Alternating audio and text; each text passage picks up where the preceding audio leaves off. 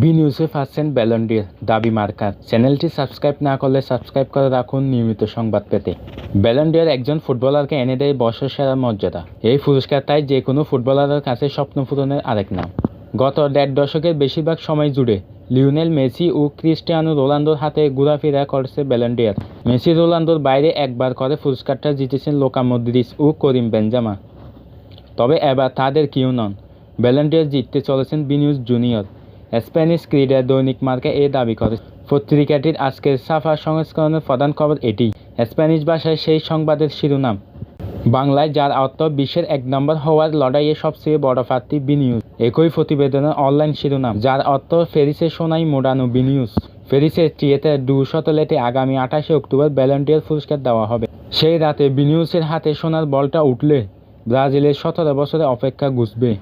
ব্রাজিলিয়ানদের মধ্যে সর্বশেষ এই পুরস্কার জিতেছিলেন রিকার্দো কাকা 2007 সালে।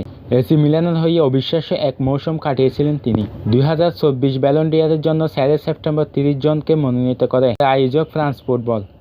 তখন থেকে আলোচনায় ছিলেন রিয়াল মাদ্রিদের ব্রাজিলিয়ান উইঙ্গার ভিনিসিয়াস, তার ক্লাব সতীর্থ জুড বেলিংহাম ও ম্যানচেস্টার সিটির স্প্যানিশ মিডফিল্ডার রদ্রি।